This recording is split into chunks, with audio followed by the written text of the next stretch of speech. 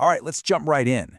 Now, when you think about finding a guide to living a better life, I'm guessing pessimism isn't the first word that pops into your head. But today, we're going to talk about Arthur Schopenhauer, a guy famously known as the Prince of Pessimism, and see if maybe, just maybe, his super bleak outlook on life actually holds the keys to some practical wisdom. And bam, right out of the gate, he comes for one of our most deeply held beliefs. Schopenhauer basically says that this one idea, that our purpose here is to be happy, is the fundamental mistake that sets us all up for a life of disappointment. It's why the world so often feels like it just doesn't make sense. So that brings us to the big question, right?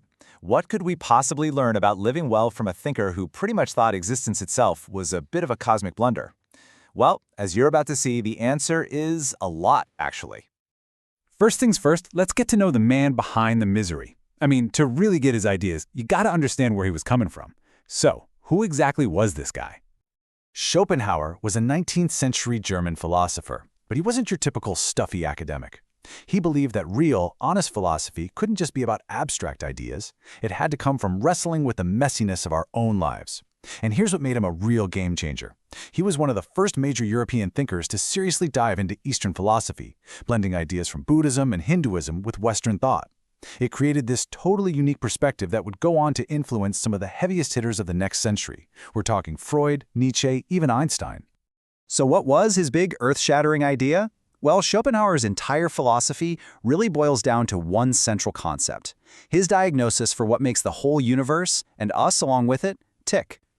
He called it the will to life. And let's be clear, this isn't your will, like your willpower to not hit snooze. This is the will. Think of it as this blind, restless, totally irrational cosmic energy that's surging through everything. It's in a plant straining for sunlight, and it's behind our own deepest, most powerful urges. And the kicker?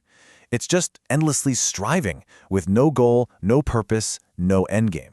It just wants more. So how do we fit into this picture? Well, Schopenhauer gives us this brilliant metaphor. Our conscious mind, our intellect, well, it likes to think it's the one calling the shots, but it's not. It's really just the rider on top of a giant, powerful elephant. And this really breaks it down. Our intellect is the rider. It's conscious, it can see the road ahead, and it can try to guide things. But the will is the elephant. It's this blind, irrational, but incredibly powerful force that's actually doing all the moving. The rider might think it's in control, but the elephant is the true engine, the real driving force of our being. Our reason, our logic, it's mostly just a servant to this much deeper primal power. This quote just nails it. You see, we feel free because we can act on our desires, right? We can do what we will. You can choose to eat that piece of cake. But Schopenhauer's big point is that we cannot will what we will. We can't choose the desire for the cake in the first place. Those deep urges, those wants, they're just handed to us by the blind, striving will. We're not in the driver's seat of our own motivations. Okay, so if we're all just puppets being pulled around by this blind, cosmic will, what does that actually mean for our lives?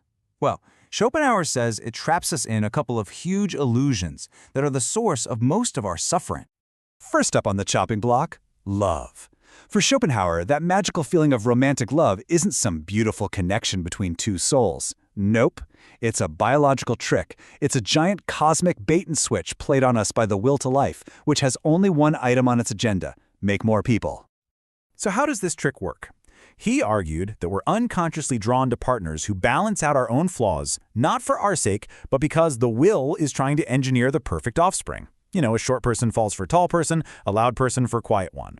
The big problem here is that the person who is genetically perfect for making a balanced child with you is almost never the person who is psychologically a good match to make you happy. This, he says, is why you see couples who have nothing in common and would never even be friends, but are passionately in love.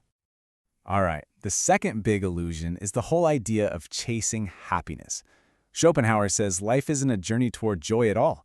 Instead, our existence is like a pendulum, constantly swinging back and forth between two states of misery: pain and boredom. And this is the loop we're all stuck in. It starts with a desire, a want for something.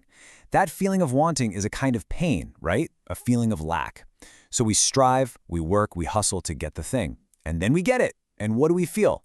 Not lasting happiness, but just a brief moment of relief from that particular pain. And that relief fades really fast, and what's left? a sense of emptiness, of aimlessness, which we call boredom. And that feeling is so uncomfortable that a new desire quickly pops up and boom, the whole painful cycle starts all over again. So yeah, it's a pretty grim picture, I know. Are we just doomed to swing on this pendulum forever? Is there any way out? Well, Schopenhauer does offer 3 escape hatches. Now, these don't lead to permanent happiness, but they can give us temporary moments of peace, little breaks from the tyranny of the will. The first escape route is through art and music. Think about it. When you get completely lost in a beautiful painting or a powerful piece of music, what happens? You kind of forget yourself.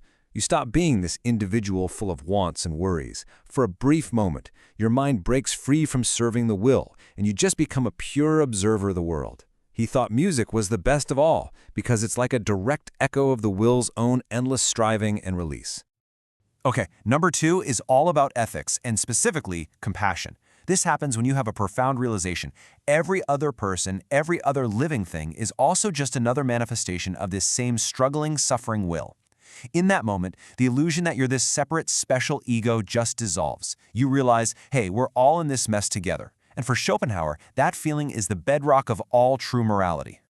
And the third path, which is the most extreme one, is asceticism.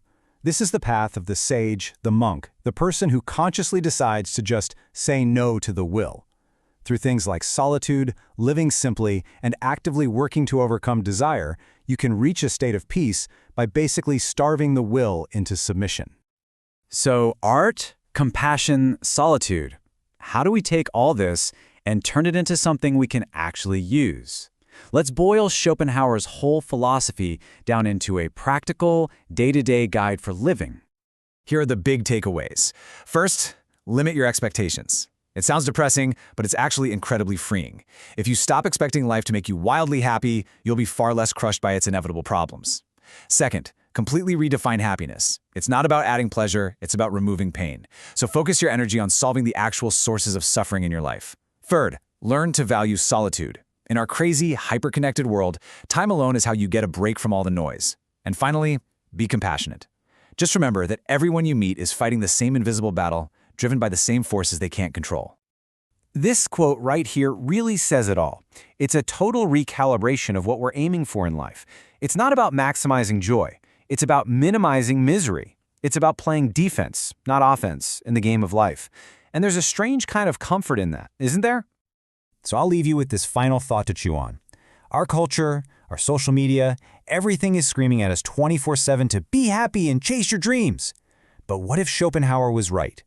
What if the most realistic, the most honest path to finding some real, lasting peace isn't through endless optimism, but by embracing a little bit of pessimism?